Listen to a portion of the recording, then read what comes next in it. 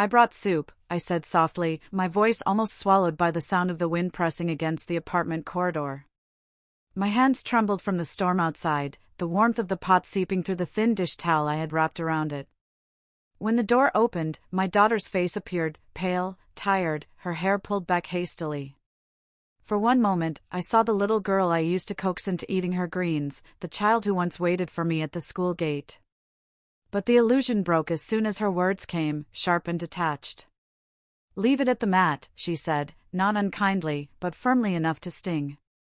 Her eyes didn't meet mine for long, just a flicker, before they dropped to the pot I was holding. The hallway smelled faintly of wet coats and someone's lingering cigarette smoke from the stairwell below. Behind me, the storm rattled the narrow windows, urging me to retreat. For a second, I thought of obeying, of setting the pot down, offering a half-smile, and turning away like a polite visitor. But something inside me resisted. Perhaps it was the absurdity of standing there like a stranger at my own child's door. Perhaps it was the way my knuckles ached from gripping the pot. Or perhaps it was simply that I had grown too old to be dismissed so easily. Without asking permission, I stepped forward, into the apartment, past the thin line between the corridor and her home. I heard her draw a breath, a quiet intake, not loud enough to stop me, but enough to register her unease. The warmth inside hit me first, thick and scented with fabric softener and the faint aroma of reheated pizza. Her apartment was modest, one of those city units where walls seem to crowd you in, and yet it was filled with her touch, a soft throw folded neatly on the couch, a candle half burnt on the table, the faint clutter of a life lived independently. I took it all in, each detail pricking me with the reminder that I was no longer needed here. The storm had followed me indoors, I could still feel it clinging to my coat, dripping from the hem of my skirt. I placed the pot gently on the small table by the wall, the steam curling up like a quiet plea for recognition. My daughter closed the door behind me slowly, her eyes narrowed with the kind of hesitation one reserves for an uninvited guest. "Mom," she began, her tone uncertain. It wasn't anger, not yet.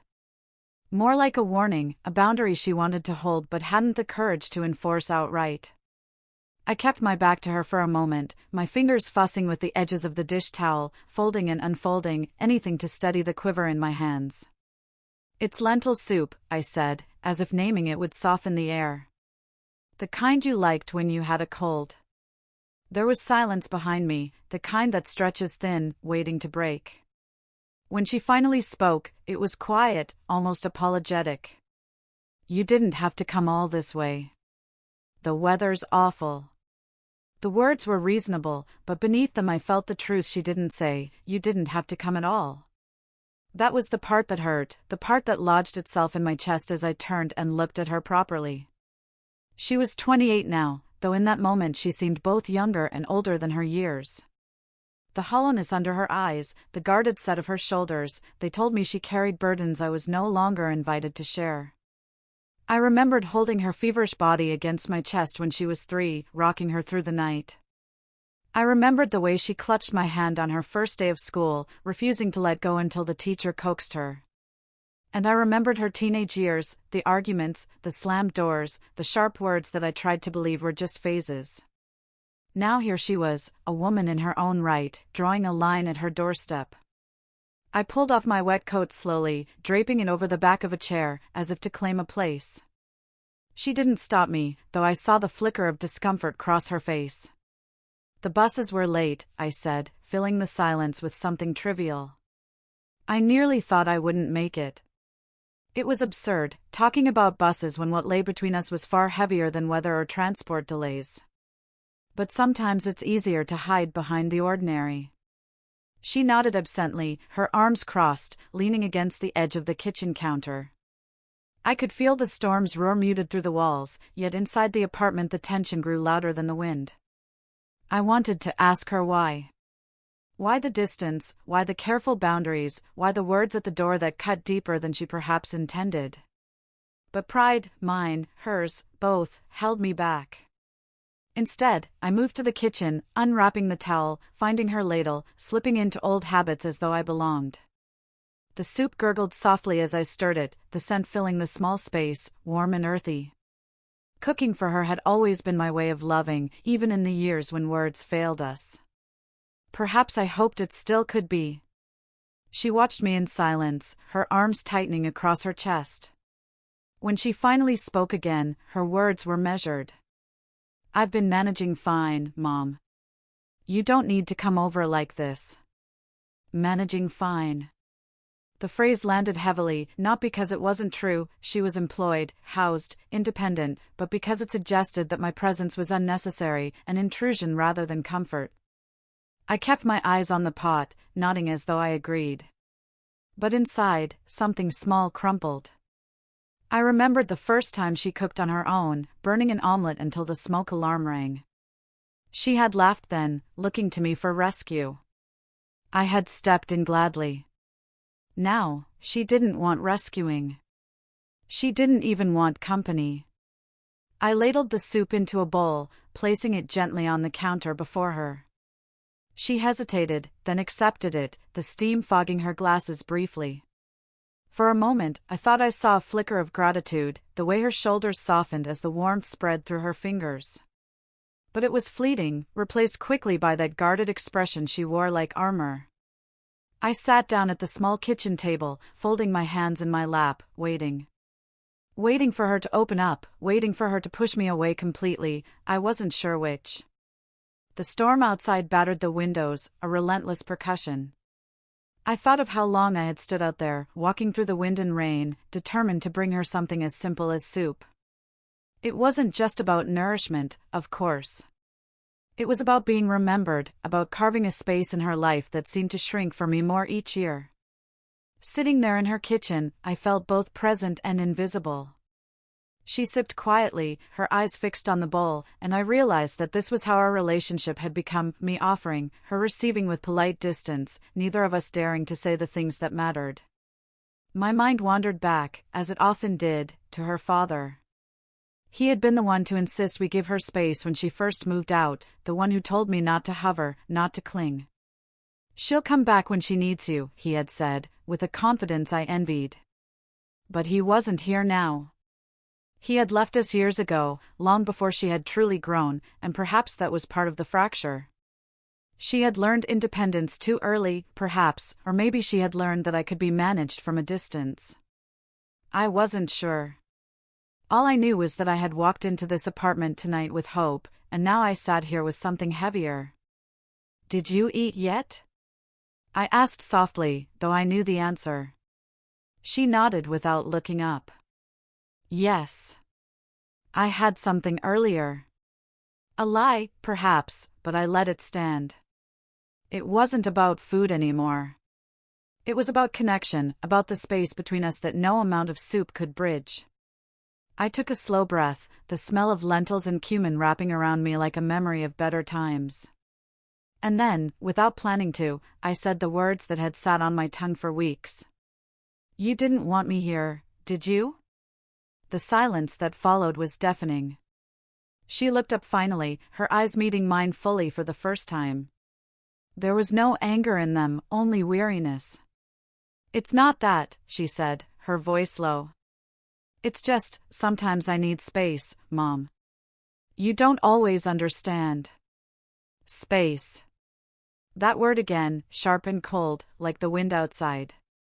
I swallowed hard, nodding as if I accepted it, though inside my heart recoiled. How could a mother ever understand being asked to stay away? My whole life had been about filling space, making it warm, safe, livable for her. Now she asked me to vacate it. I pressed my hands together, feeling the ridges of my knuckles, the roughness of skin that had aged while I wasn't watching. I wanted to argue, to tell her that no matter her age, she would always be the girl I carried through storms, the girl I soothed with soup and lullabies. But I held back. Because beneath my hurt was something else, a realization that perhaps she was right. Perhaps I didn't understand. And perhaps, tonight, stepping inside uninvited was less an act of love and more an act of desperation. The storm outside howled, but inside I felt something quieter, a shift. As I sat there, the weight of my damp coat on the chair, the steam rising between us, I realized that this was not just about soup or storms. It was about a mother learning how to exist in her daughter's world without being the center of it.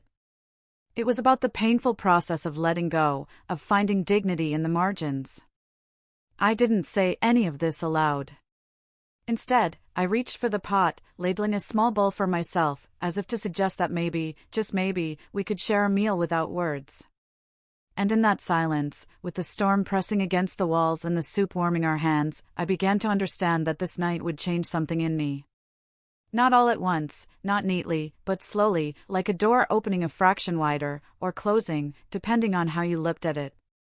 When I finally left her apartment that night, the storm had eased but not ended. The rain had slowed to a mist that clung to my hair and soaked the cuffs of my trousers.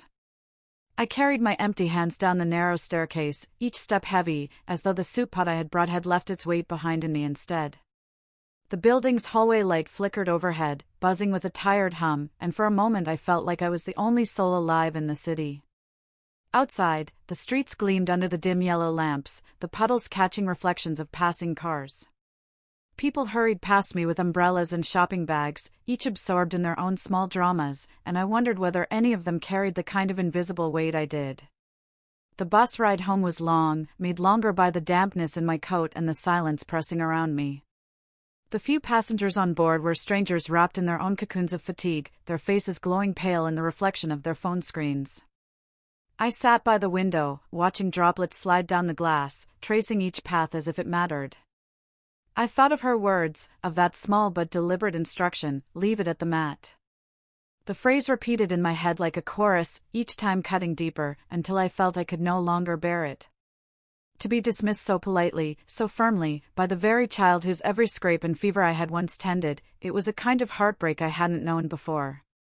I realized then that motherhood is never something you retire from, but it can be something you are retired from, without warning. When I reached home, the house felt cavernous, though it was only modest in size. The silence echoed too loudly in the hallway as I closed the door behind me. I set down my bag, took off my coat, and stood in the kitchen, staring at the counter where I had prepared the soup earlier that day. The scent of cumin and lentils still lingered faintly in the air, mocking me with its warmth. I had imagined her delight when she tasted it, imagined the way her shoulders would relax, the way she might smile and say, "No one makes it like you, Mom." Instead, I had been reminded that my place in her life had shrunk to the threshold of her door. I made myself a cup of tea, the ritual familiar, grounding. The steam curled upward, but even the comfort of that didn't reach me. I sat at the table, hands wrapped around the mug, and thought about how quickly things had changed. It wasn't that long ago, or so it felt, that she would call me at midnight for advice, her voice trembling with uncertainty about work, or money, or love. I used to be her anchor, her steady place. Now she guarded her independence with the same fervor I had once guarded her childhood. I sipped slowly, letting the bitterness settle on my tongue, and wondered when exactly she had stopped needing me. My mind drifted back through years, to times when storms had been different. I remembered one evening when she was 8, thunder rattling the windows of our old house, lightning splitting the sky. She had run into my room in her nightgown, her little fists clutching the hem, her eyes wide with fear. Without hesitation, I had lifted her into my bed, wrapping my arms around her, whispering that storms were only noise, only light, nothing that could harm her. She had fallen asleep against my chest, her breath warm and steady, while I stayed awake, listening to the storm and thinking that nothing in the world mattered more than being the person she trusted to keep her safe. How strange, I thought now, that years later I should walk through another storm to bring her comfort, only to find her asking me to stay outside. Sleep didn't come easily that night. I lay in bed, listening to the drip of rain against the gutter, the occasional hiss of tires on wet pavement outside. My mind kept replaying the evening, each detail sharper in the quiet, the way she crossed her arms, the way her eyes flicked to the soup pot rather than to me, the tone of her voice, not cruel, but final. I tried to tell myself that she was simply tired, or stressed, or overwhelmed by something I didn't understand. But no matter how I turned it over, I couldn't escape the ache that whispered she simply didn't want me there. And that thought sat on my chest like a weight, pressing the air out of me. The next morning, the storm had passed, leaving behind a washed-out sky and streets littered with broken branches. I moved through the house in silence, tidying here and there, though nothing needed tidying. I watered the plant by the window, straightened the books on the shelf, folded the dish towels more neatly than they required. Each small act was a way of filling time, of avoiding the emptiness that stretched around me. I wanted to call her, to ask how she was, to apologize for stepping inside uninvited. But pride held me back, and perhaps fear too, fear of hearing the distance in her voice again. So instead I wrote her a short message. I hope you're feeling better. There's more soup here if you want it. I stared at the phone for nearly an hour before pressing send. She replied only with, "Thanks, Mom. I'm fine." 2 words, polite and curt, like the closing of a door.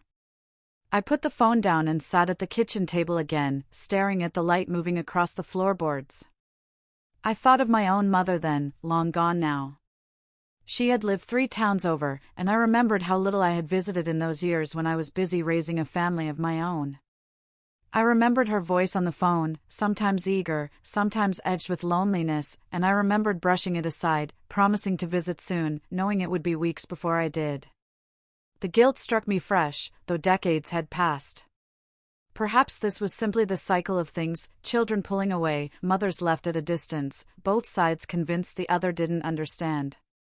Perhaps my daughter wasn't cruel, perhaps she was simply doing what I had once done, carving out her independence at the expense of closeness. The days that followed stretched quietly. I filled them with routines, morning walks, visits to the market, evenings with a book in hand.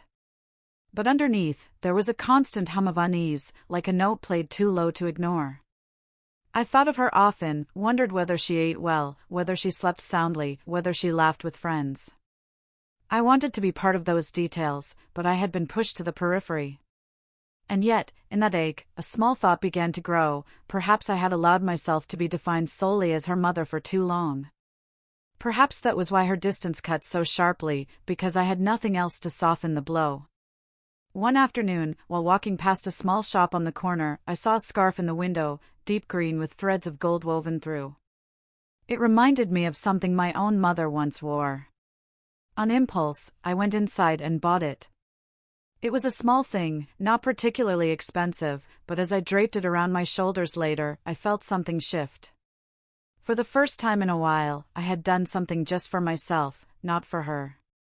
It was a fragile feeling, unfamiliar, but it lingered. That night, when I looked in the mirror, I saw not just a mother, but a woman with lines etched by time, with a life still her own to shape, if she dared. Still, the hurt lingered. There were moments when I caught myself reaching for the phone, tempted to call her, to bridge the gap. But each time, I stopped, remembering the weight of her words at the door. Leave it at the mat. It was more than a request about soup. It was a boundary, one I could no longer ignore. And so I sat with my tea, with my scarf, with my quiet house, and began the slow, painful work of imagining who I might be without her constant need. It was not a task I welcomed, but it was perhaps the task I had been avoiding for years. As the week wore on, I noticed small things more keenly. The way the morning light fell through the kitchen window, painting the table in soft gold. The sound of sparrows bickering in the hedge outside. The feel of yarn between my fingers when I picked up an old knitting project I had long abandoned. These small details became anchors, reminders that there was still a world outside my longing for her closeness. And yet, even as I leaned into them, a part of me waited, always, for her to call. One evening, as I folded laundry in the quiet of my living room, my phone buzzed. It was her name on the screen. My heart leapt, foolishly hopeful. But the message was simple: thanks again for the soup. Work's been busy. Talk soon. I stared at it, feeling the mix of relief and disappointment churn together.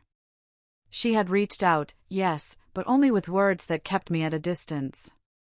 I set the phone down and pressed the folded towel to my chest, as though the fabric might absorb my ache. And then I whispered aloud, though no one could hear me, "I miss you."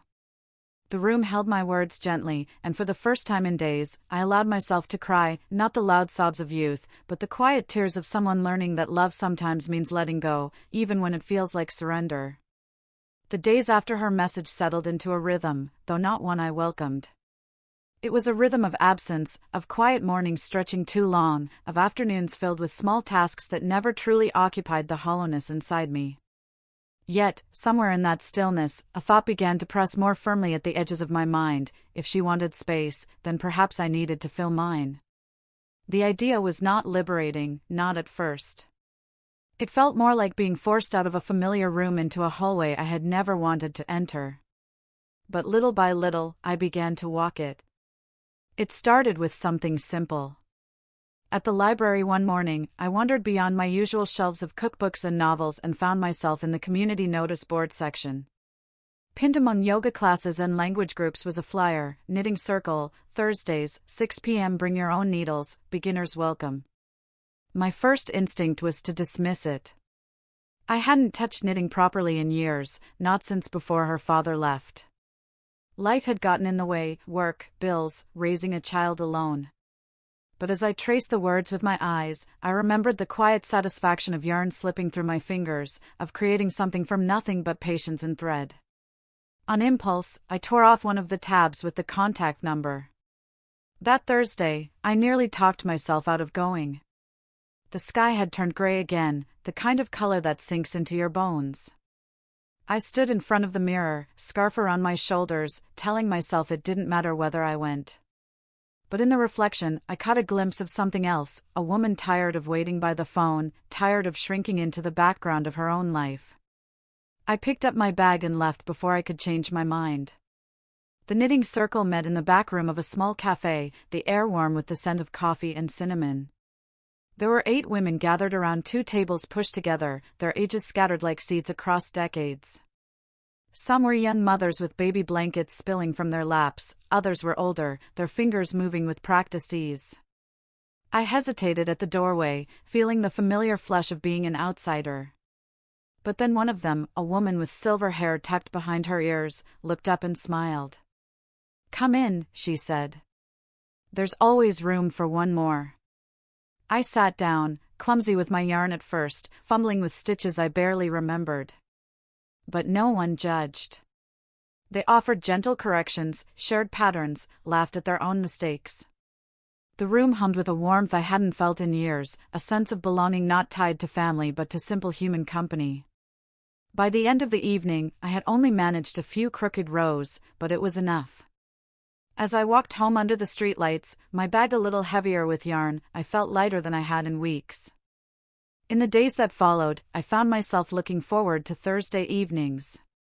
The act of knitting, slow, repetitive, forgiving, became a balm. My hands grew steadier, my stitches less hesitant. I began working on a small scarf, nothing fancy, just a length of fabric that grew inch by inch. Each row felt like a quiet reclaiming of myself, proof that I could still create something beautiful.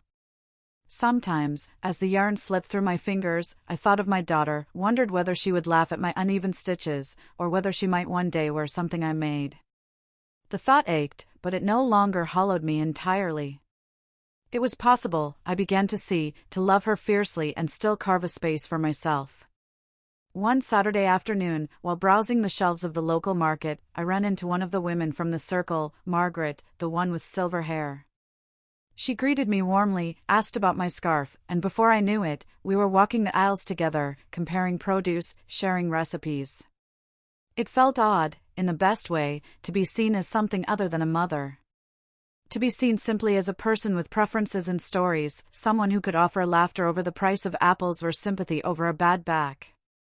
We parted with the promise of coffee the next week, and as I walked home, I realized how long it had been since I had made a new friend.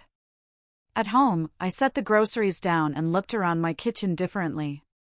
The counters, once symbols of emptiness after my daughter's rejection, now seemed like surfaces waiting to be used. I chopped vegetables for myself, humming without realizing it, the sound startling me when it slipped out. It wasn't happiness exactly, not yet. But it was movement. And movement, I decided, was enough. Still, the ache of distance remained. Every time my phone buzzed, I hoped it might be her, only to find it was an appointment reminder, a bank notification, or a casual message from someone I barely spoke to. and when her name did appear, the messages were brief, transactional. I told myself not to expect more. I told myself to be grateful for the crumbs she offered. Yet late at night, lying awake, I still turned her words over in my head, wondering what I had done to push her away. One evening, unable to sleep, I rose and found myself at the old box tucked in my closet, a box of photographs, letters, small keepsakes from years gone by. I opened it quietly, the smell of paper and dust rising up, and sifted through the fragments of our shared life. There she was at 5, her cheeks round, holding a balloon. At 12, scowling at the camera, embarrassed by her braces. At 16, proud in her graduation gown. Each image pierced me with both joy and grief, a reminder of how close we once were, and how far apart we had drifted. I held one picture, her asleep on my chest during that thunderstorm years ago, and for a moment I let myself remember not the distance, but the closeness. I whispered to the photograph, I did my best. It was not an excuse, not a plea.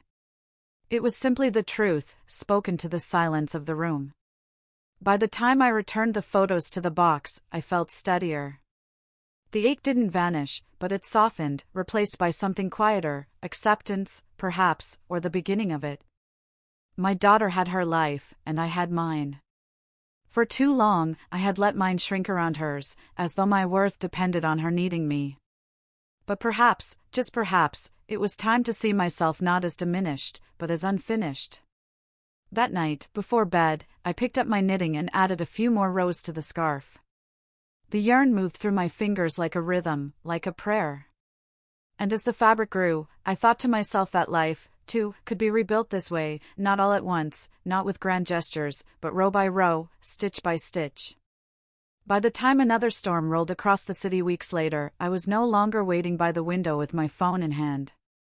Instead, I was at the cafe with Margaret and 2 others from the knitting circle, our tables scattered with yarn and mugs of tea, the windows fogged with warmth while rain streaked down outside.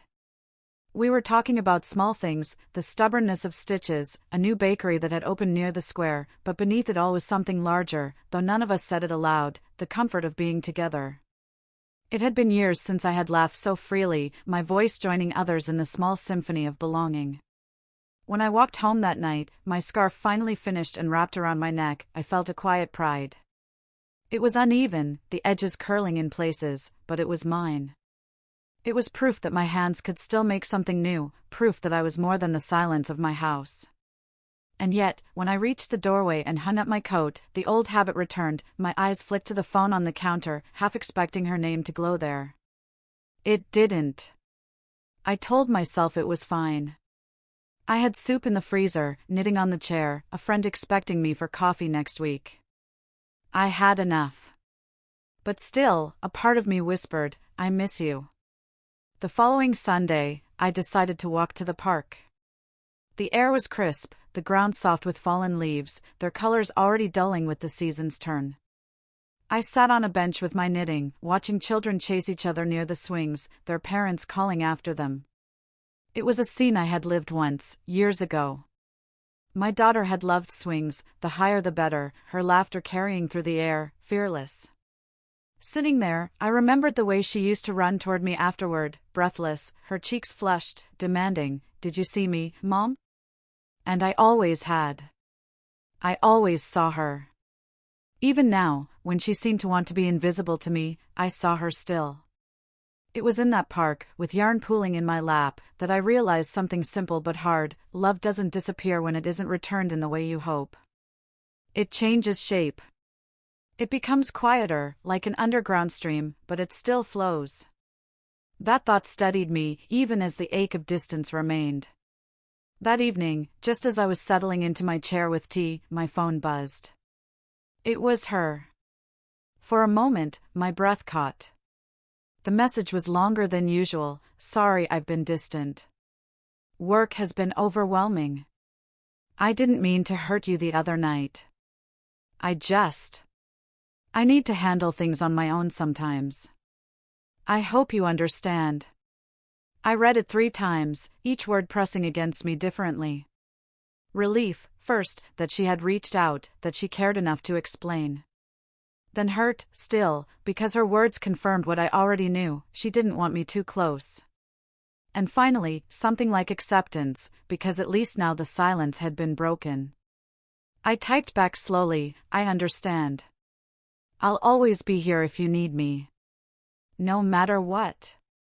Then I set the phone down and let the quiet settle around me. It wasn't the reconciliation I longed for, but it was a bridge, thin, fragile, but a bridge nonetheless. Later that week, I wore my green and gold scarf to the knitting circle. Margaret admired it, running her fingers along the uneven stitches. Beautiful, she said. And for once, I didn't correct her, didn't point out the flaws. I simply smiled and said, thank you. That small acceptance felt like another stitch in the fabric of my new life, imperfect, but mine. Still, my daughter lingered in my mind. When I passed her favorite bakery, I thought of the way she used to press her face against the glass as a child, eyes wide at the pastries. When I saw a young woman hurrying through the rain with her hood pulled up, I thought of her walking to school in those stubborn teenage years, refusing my offers of an umbrella. She was everywhere, threaded into the city, into my very bones. No matter how much distance she placed, she was inseparable from me. One evening, I cooked lentil soup again. Not to carry to her, not as an offering, but simply for myself. The scent filled the kitchen, earthy and warm, and as I tasted it, I closed my eyes and remembered all the years it had comforted us both. This time, though, the comfort was mine alone. I sat at the table, sipping slowly, and for the first time I didn't feel foolish eating it alone. I felt strong. Later, as the wind rattled the windows, I picked up my knitting and thought of how life had become exactly this, soup simmering quietly, yarn growing row by row, memories tugging at me but not breaking me. And in that moment, I realized I was no longer waiting for her to call. I would always hope for it, yes, but my life no longer paused around the possibility. It moved forward, stitch by stitch, breath by breath, in its own quiet way. It happened on a Tuesday, the kind of evening that slips past unnoticed unless something interrupts it. I had soup on the stove for myself and the radio low, the house settled into the kind of quiet that used to bruise me but lately felt more like a room I could breathe in. When the phone rang and her name lit the screen, I didn't reach for it with that old quickness. I let it ring once, twice, then answered. "Hi," she said. Her voice was small, and I heard wind in the background. "Do you, by any chance, have a flashlight?" I turned off the burner, the click of the knob loud in the stillness. "I do." "What's wrong?" "Power's out," she said. "The whole block, I think. The stairwell's dark. My phone's at 10%. I'm fine, she stopped. "I don't have candles." "Stay by the door," I said before I could think. "I'll bring what I have." There was a pause, long enough to hold something fragile. "Okay," she said. "Could you come up for a minute? Just to make sure the stove's off. I can't tell in the dark." It was a practical request, small, not a plea. But it cracked something open in me anyway. "I'll be there soon." I packed a small bag, 2 candles, matches, the heavy flashlight from the drawer, my old wind-up lantern that wheezed when it worked. On impulse, I poured the soup into a thermos and tucked in a spoon and a napkin, the motion steady and unhurried, as if I were preparing to meet a neighbor. I put on my coat and the green and gold scarf and felt, oddly, calm. Outside, the streetlights were out, and the city looked like it had been pressed between pages to flatten it into silence.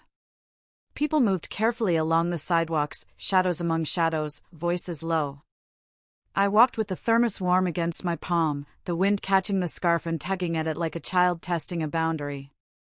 At her building, a maintenance man was propping the door open with a brick, and the stairwell breathed cold air. I wound the lantern and set it on the first step. Its light was thin but steady. She opened the apartment door before I knocked. The hallway was dim from a neighbor's candle, and in that soft light she looked both younger and older again, hair pulled back, hoodie zipped to her chin. The mat lay straight, its corners neat. She bent to pick it up and set it aside without looking at me, and I understood the gesture for what it was, not surrender exactly, but a door left ajar. "Hi," she said. "Thank you for coming." I held out the flashlight. She took it, testing the switch. A bright circle licked the wall, then the floor. "I brought candles," I said, lifting the bag. "And a lantern. I don't know how long it will last." She stepped back. "Come in. For a minute." Her apartment smelled like the storm, that damp wool smell that follows you inside. I set the lantern on the table, and its breathy light filled the room just enough to draw shadows into corners. She handed me the flashlight like a baton and crouched beside the stove. "Off," I said, tracing the knobs with the beam. "All off." She exhaled, a sliver of relief. "Good." I kept imagining she didn't finish. She stood and rubbed her arms as if the air itself carried a shiver. I pulled the candles and matches from the bag, set them in her chipped mugs, and struck a flame. The light opened the room gently. It wasn't much, but it made the edges soft. I unscrewed the thermos and poured soup into the lid cup. She watched, the careful way she always watched when she'd let her guard slip and needed something to occupy her hands. "You thought ahead," she said. "You always do." I handed her the cup. "Not always," I said. "But I have soup." She blew on it and took a sip, then another, the steam dampening her lashes. "It's the same," she murmured. I thought maybe I'd made that up, the taste. I leaned against the counter and let the silence sit between us without trying to rush it away. The lantern ticked faintly. Somewhere, a pipe clanged. I could feel the old urge to fill the space with words, to fuss, to ask a dozen small questions that pretended to be practical. Instead, I asked the only one that mattered. "Are you all right?" She didn't answer right away. She set the empty cup on the counter and held it, as if warming her hands on the metal. "I've been overwhelmed," she said. "Work's been a lot. And I'm trying to do things differently. Like my therapist says." She kept her eyes on the candle flame. "That night you came with the soup, I was working on telling people what I need. The timing was bad. I said it badly. The words loosened something tight inside my chest, but they didn't erase the memory. It hurt," I said simply. "Not because I wanted to run your life. I just wanted to be allowed to stand where you could see me." She swallowed and nodded, as if accepting a fact she had been avoiding. "I know." She looked up then. In the soft light, her face was open and unguarded, and I saw the girl, the teen, the young woman braided together. "Sometimes when you come in, I forget how to stand on my own," she said. "Not your fault. Not really mine either. I just slide back into being the person who waits to be rescued. And then I resent you for making it so easy to do that, which isn't fair." I let that live between us, not as an accusation but as a shape we could walk around and study. "When your father left," I said softly, surprised to hear myself speak his name without the old bitterness, "I made myself into a wall and a roof and a floor. It worked for a while. But you can't hug a house. I thought being needed was the same as being loved. I stopped remembering how to be anything else." She reached toward the scarf without thinking, fingers brushing the knit. "You made this?" I nodded. "It's not perfect." She smiled, small and real. "Neither am I." She lifted it, tried it on. It was too long for her, and the ends hung unevenly. "It's scratchy," she said, then laughed before I could apologize. "I like it. It feels like something with a heartbeat." We stood like that, two people in an island of light while the city held its breath. She filled the cup again. I watched her breathe the steam like a person steadying themselves before a door. "I don't want to keep you out," she said finally. "I want to learn how to let you in without letting myself disappear." "I can meet you there," I said. "At a door we both open." She nodded. Could we try something small? Her voice softened. Maybe Sundays. Not every week. Maybe every other. We cook together here or at yours. You teach me the soup. And I'll text before, to say yes, come. I felt, at once, the relief of being invited and the ache of it not being always. But the ache wasn't the sharp kind. It was the ache of a muscle waking after a long sleep. I would like that. Another silence, this one gentle. She set the cup down and stepped close, not a hug, not quite, but close enough that I could feel her warmth. I'm sorry I hurt you, she said. The words were careless. They were scared, I said. Mine have been, too. The lanterns were slowed, and the light thinned. She tilted her head toward the window. Listen, she said. Somewhere outside, a transformer clicked and hummed, and down the block, a string of lights blinked to life like cautious fireflies. We waited. Her kitchen stayed dim, but a soft glow filtered under the door from the hallway. I should go, I said. Let the charge last. She held the scarf's end between thumb and finger. You can leave the lantern, she said. And, take the mat. I looked down. She had rolled it gently, like something being put away for now, not forever. I'll leave it where it is, I said. It knows the way. She smiled again, a tired, grateful curve. At the door, she lifted the thermos. I'll wash it and bring it Sunday. That small promise threaded directly into my chest. Text me when you get home? I will. In the hallway, the weak emergency lights were enough to guide me. I paused and looked back. She was still at the door, scarf around her neck, candle behind her making a small corona of light. Mom, she said, that old word soft and careful like a glass she didn't want to spill. Thank you for not arguing with me at the door. Tonight or then? I nodded.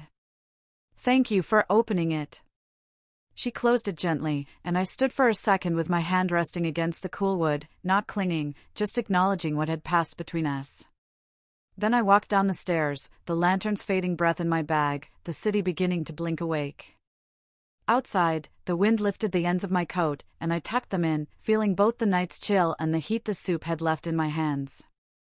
The block was not fully lit yet, but it was enough to see the way forward. The following Sunday came sooner than I expected. The week moved gently, like water smoothing stone, and though I tried not to dwell on it, I found myself preparing early. I set out the lentils, diced the onions, laid the cumin jar where I could reach it. It wasn't fussing, not exactly. It was readiness, like the quiet steadiness before a long-anticipated walk. When she arrived, the knock was light, almost shy. I opened the door, and there she stood, scarf still around her neck, thermos polished clean in her hand. For a moment, neither of us spoke. Then she smiled, a real one, not stretched thin. I brought bread, she said. Just that, as if it were the most natural thing in the world. Inside, we worked side by side in the kitchen. I showed her how the onions should sweat until translucent, not brown, how the cumin must bloom in the oil for just a moment before the broth. She listened, asked questions, scribbled notes on the back of a receipt. The soup simmered, and the house filled with its familiar warmth. It no longer smelled like a memory alone. It smelled like now. We ate together at the table, tearing the bread into pieces, dipping it into the broth. The silence between us was no longer sharp but soft, an old blanket spread across both our laps. She told me about her work, her deadlines, the way she sometimes felt she was failing but carried on anyway. I listened, not rushing to fix or soothe, just listening. That felt new. It felt right. At one point, she reached across the table and touched my hand, brief but certain. I know I pull away, she said. It's not because I don't love you. It's because I'm trying to learn how to stand without falling back into your arms every time. But I want you here. I do. The words settled into me like seeds, small but alive. I nodded, squeezing her hand once before letting go. I'll always be here, I said. But I can stand too. We both can. When she left later, she hugged me at the door. A real hug, warm and lingering, the kind that said more than words could. Outside, the sky was clearing after another light rain, and the air smelled of wet earth and something almost like spring. I stood watching until she disappeared around the corner, the scarf's uneven ends swinging at her sides. Back inside, I washed the dishes slowly, the soup pot shining in the sink. The house was quiet again, but it didn't feel empty. It felt full, of the meal we'd shared, of the space we had rebuilt, fragile and imperfect but ours. I dried my hands, wound the lantern, and set it glowing faintly on the table. Not because I needed light, but because I liked its steady hum, its reminder that even in darkness, something small can keep shining. And as I sat there, the last spoon drying on the rack, I thought, love doesn't end at the mat. It waits, it bends, it learns new doors.